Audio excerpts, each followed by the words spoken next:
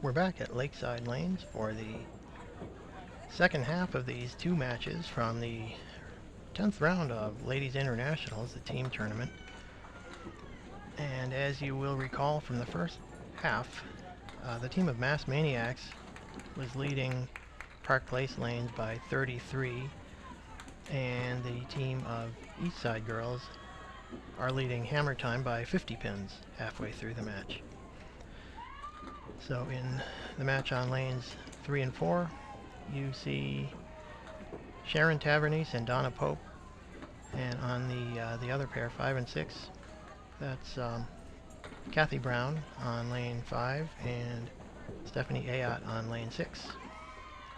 And there's a strike by Donna Pope, and that's actually a double strike, because you'll remember that she threw a strike in the 5th box of this match. So she had 43 after 4, and then now she's got strikes in the 5th and 6th. So that is going to, here's another look at the strike by Donna Pope. High flush, 1-3 pocket, 8 and 10 are the last 2 pins to go. Pretty much a perfect shot right there. Here's a 9 drop by Stephanie Ayotte, leaving the 3 pin with a couple of pieces of wood around it. And Kathy Brown with a inverted triangle, 5, 6, 9.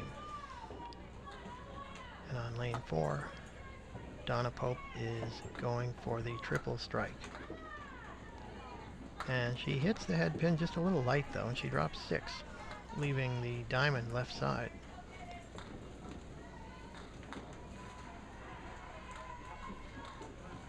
And that's the 2, 4, 5, 8. So that gives her 69 through 5. Let's see if she can make the spare. Not quite. Meanwhile, Sharon Tavernese with a spare in the 6th. And you can see that piece of wood in front of the 3 pin. That's what Stephanie Ayotte was afraid of in the second. On the second ball, she kind of went a little bit too fine on it and missed on the left side. But that was a tough piece of wood.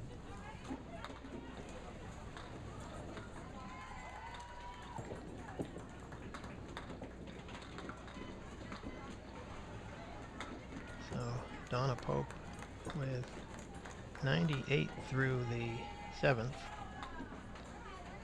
Sharon Tavernese fills her spare with 4. She's got 74 through 7.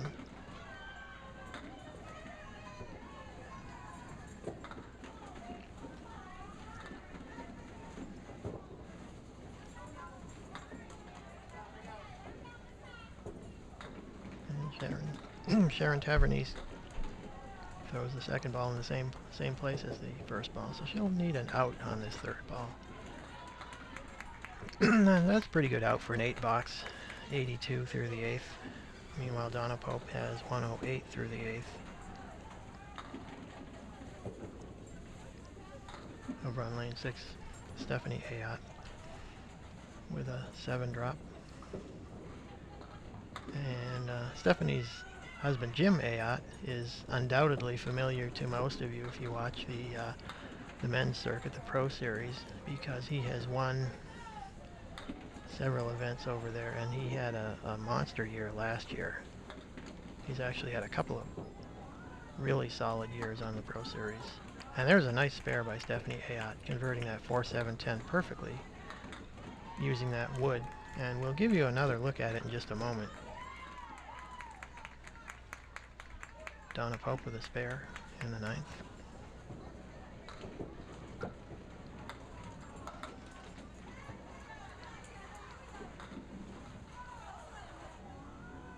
Here's another look at the spare by Stephanie. She hits right on the red line, and the wood takes out the 10, and the ball goes over to cover the 4, 7.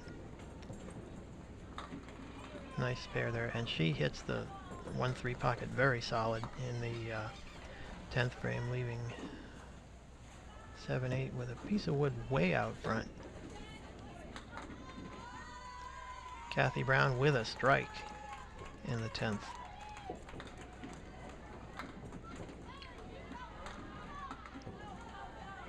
Stephanie Ayotte. Not quite able to get that 7 pin. That was a tricky piece of wood. She probably had to go pretty high up towards the end. And it still would have been difficult to make that wood cover both the 7 and 8. A lot of ways to get one, but not the other.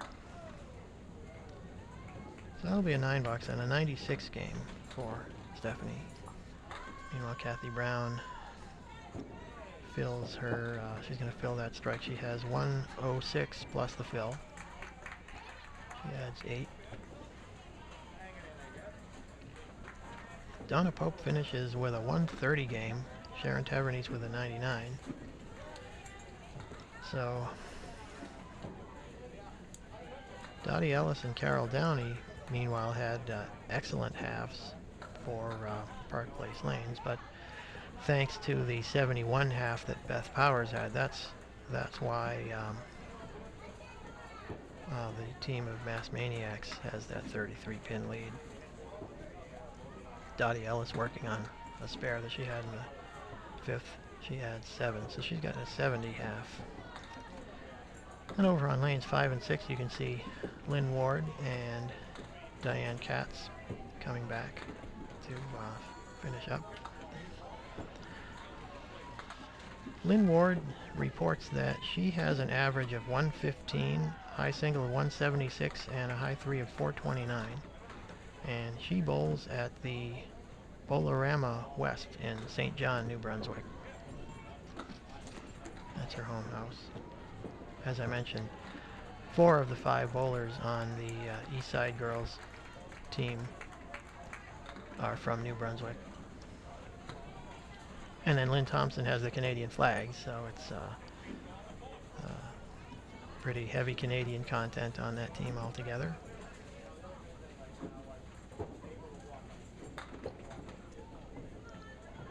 Stacey Gelati with a 6 drop.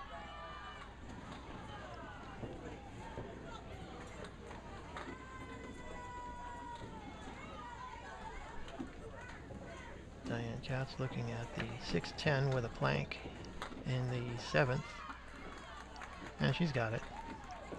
And Stacey Gelati with a spare over on lane 4. Also in the 7th.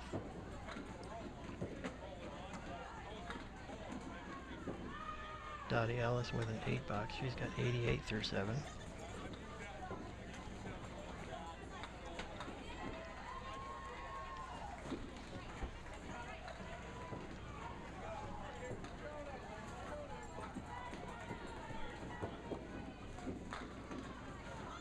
Stacey Gelati with a 9 drop, leaving the 5 pin. Meanwhile, Dottie has the 5, 6, 7 piece of wood, couple pieces of wood over by the 5 and 6 that might be usable. If she can go towards the right end of that first wood, she might be able to cover them all. And she does. That is a terrific shot by Dottie Ellis. She's had she's had an excellent match. She had 3 marks in a row in the first half, and she's got another spare in the 8th. And meanwhile, you can see what Stacey Gelati was concerned with the wood next to the 5 pin. And Lynn Ward looks a little disgusted right now. She has 69 through the 8th.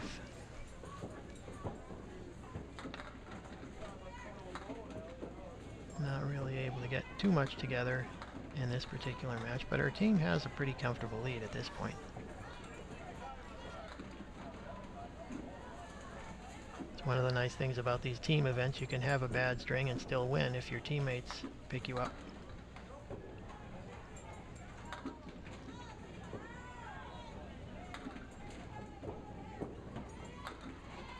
Stacey Gelati with a spare in the 9th, converting that 2-pinner, 3-5.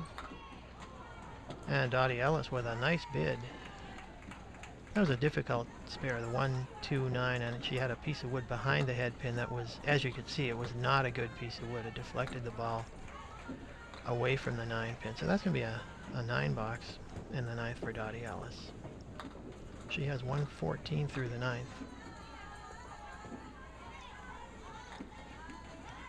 And Lynn Ward with a again with a nice ball in the 1-3 pocket, but not much to show for it. She's got the 4, 5, 7, 8 piece of wood up against the 5 pin that she might be able to use, and she hits it a little too high and doesn't get the 4 and 8. So she will be open in the 10th. And she'll finish with a 10. Meanwhile, Diane Katz finishes with a 90 and Lynn Ward with an 89. So they will give way to Tasha Murray and Jackie Paul.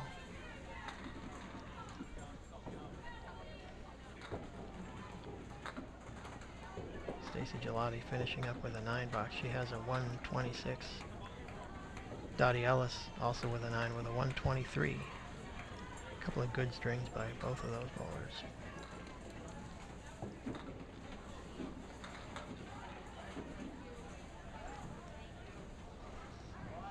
So now Carol Downey and Brenda LaMagdalene will return to lanes 3 and 4.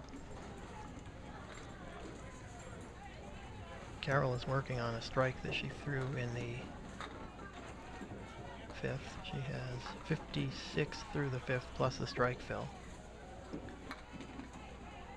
And she goes kind of wide right, but she gets a pretty good break. Drops 5, leaves the 1, 2, 3, 4, and 5. Pretty makeable spare, not an easy one, but it can be made. And Brenda LaMagdalene with a nice shot there. 5, 6, 9, 10 with a piece of wood. And Carol Downey with the spare right on top. So Carol has a 66 half, completing that half with the spare filling the strike. Jackie Paul looking for an out here. And she has it's going to be a 6 in the 7th. Tasha Murray with a 9.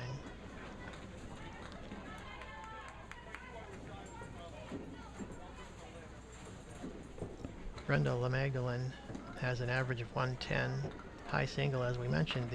She holds the world record with a 207, and her high 3 is a 468. She mentioned that was in 2001, and she had a 143 and then the 207 and the 118 for that 468 triple. 350 for the first 2 games. That's a pretty good 3-game set. Meanwhile, a nice spare by Tasha Murray. Take another look at it.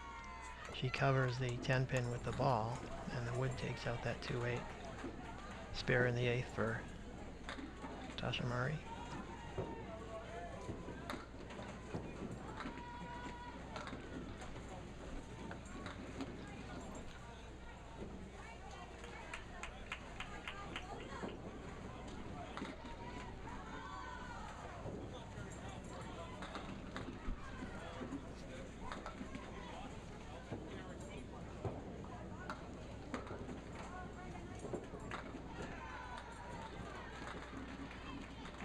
And Tasha with a 5 drop, 5 fill on the spare, while Jackie Paul has a 9 drop. And I'm sure some of our American viewers will note the kind of simultaneous delivery going on there. That's not unusual at all in Canada. That's kind of a sort of a standard way to do it. Takes a little getting used to, but that's not. If you go out to a Canadian tournament, it's very standard that the bowler on the left will often fire at the same time as the bowler on the right. The first time I went up to Canada, I kind of thought they were doing it on purpose to get in my head, but actually I found out they pretty much, that's just a cultural difference. And so Tasha with another 5 fill, and she's got the Kaleri, which I don't think is what they call it up north. And a nice bid by Tasha Murray, almost converting that Kaleri in the 10th frame.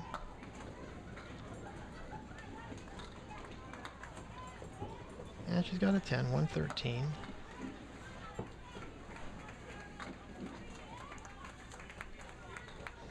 And Jackie Paul with an 81 game. So The team of Hammer Time is probably wondering what bus it is that's hitting them right now, but that's why you go to these tournaments. It's to bowl against the best competition you can find, and this team of East Side girls is pretty much top level competitors. Lynn Thompson back on the on lane 5, and Laura Paul on lane 6.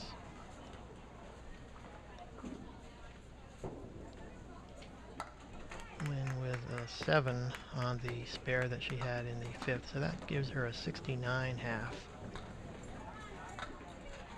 And she'll take a 10. 79 through the 6th.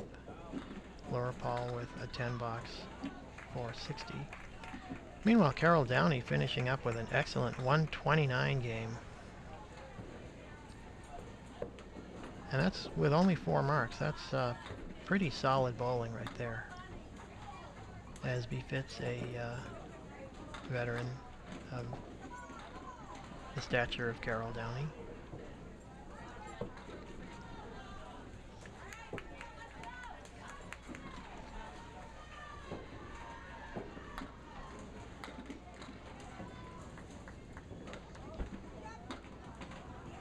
And Lynn Thompson not quite able to convert that 2-4-5-7.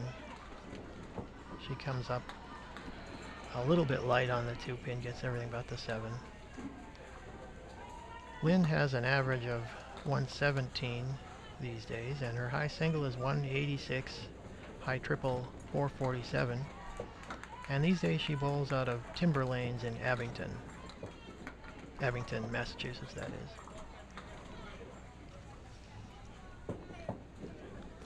And Lynn has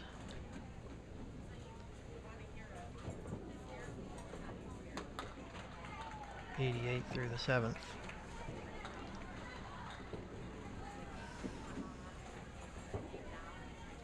You can see Maria DiFrancesco on lane 4 and Deb DeRocher on lane 3. And there is a spare by Lynn Thompson. She converts the big 5, that 3, 4, 6, 7, 10. As you will see, we'll give you a look at it on replay in just a moment. She goes to the inside, and the 3-pin hits the 6, and then goes over, all the way over to the left side and takes out the 4-7. So there's a couple of different ways to make that, and that's doing it on the inside. She's got 98 plus the spare fill through the 8th.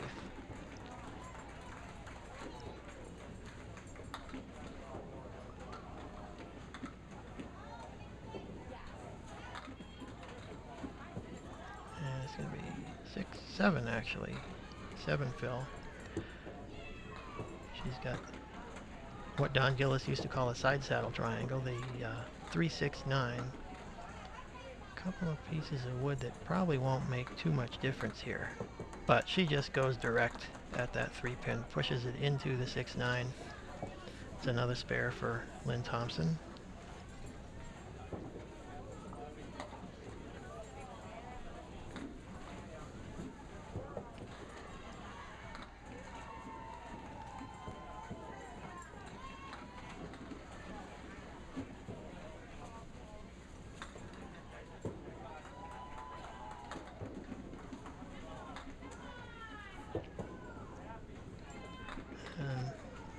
Meanwhile, Maria DiFrancesco and Deb DeRoche are kind of struggling in this half.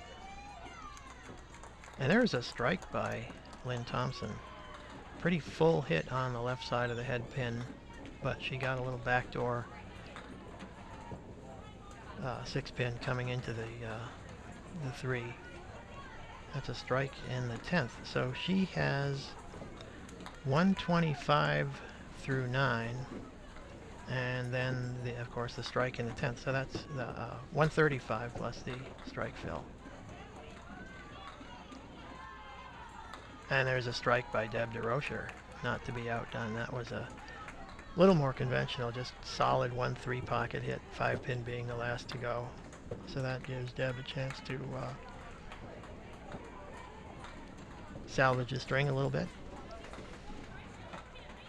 And that ball went in the gutter. That's going to be an 8 fill for Lynn Thompson, and that is a 143 game. Really terrific string by Lynn. She had 6 marks, 3 in the first half and 3 in the second. She finished, as you saw, with 3 marks in a row. So Lynn and Laura Paul will give way to Jill Wood and Faye Sawyer to finish. Jill Wood is working on a spare, and she drops 9. Nice 1-2 pocket hit, leaving just the 5 pin. So she's got 68 completing her first half, 68 half.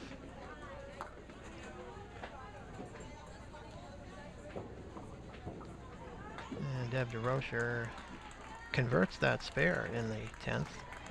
Spare on strike. So she has 93 with 1 ball to go.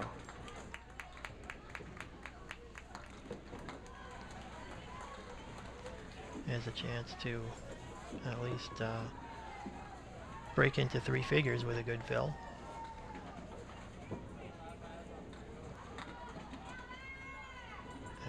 And she does, exactly. It's 7 drop. Deb DeRocher with a even 100.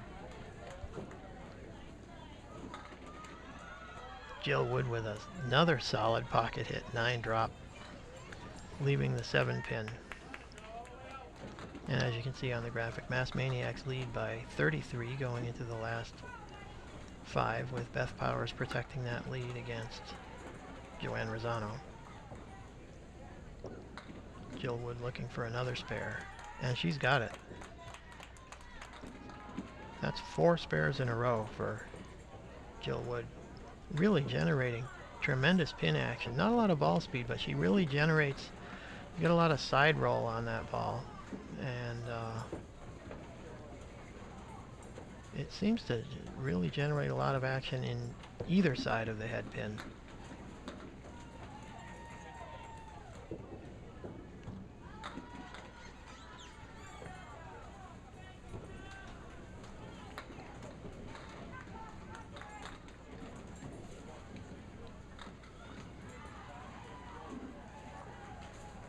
Jill is waiting for the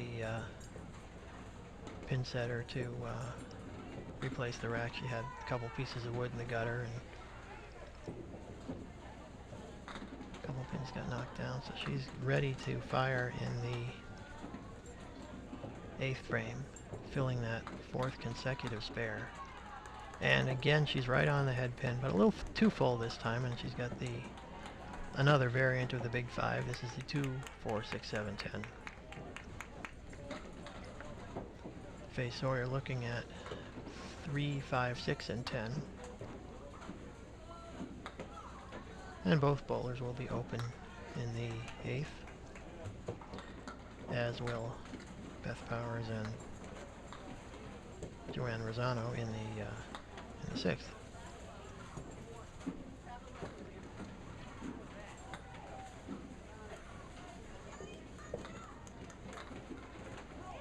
Beth Powers with a 9 drop. Everything but the 9 pin. Beth bowls out of Metro Bowl in Peabody, Massachusetts, where she also works. And she's got a spare in the 7th. Faye Sawyer punches out the 3 pin by itself. And there is a strike by Jill Wood. Another really solid pocket hit. We'll give you another look at that shortly. That one really got out of there in a hurry. And again, proof that you don't have to throw the ball hard in this game.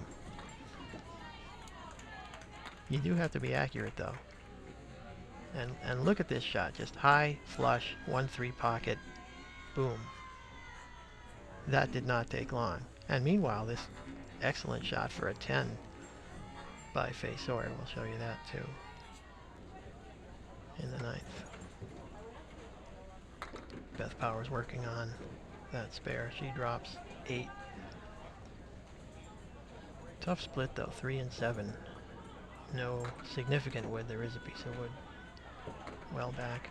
And there's a strike by Joanne Rosano. That was a strange one. That she hit the 1-2 pocket, and the ball was deflected around the 4-7. It just went in the gutter and into the pit. But she got some sidewall action to take out the right side, and meanwhile, not sure exactly what it was that took out the 4-pin, but nonetheless, it's a strike in the 8th.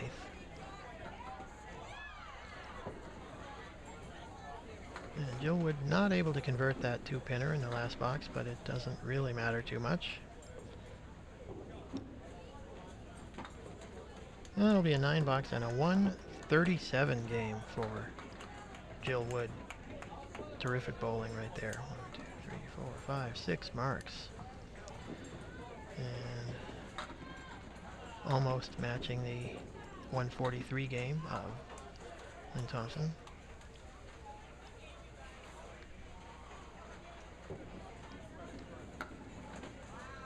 Beth Powers with a nice bid on that combination there, but not quite able to convert the spare. Joanne Rosano is looking at 5, 7, 8, 9, and a piece of wood that she uses almost to perfection, but the 8-pin refuses to go. So she'll be open in the 9th. That gives her 81 through the 8th. And Beth Powers with a 10, she has 114 through the 9th.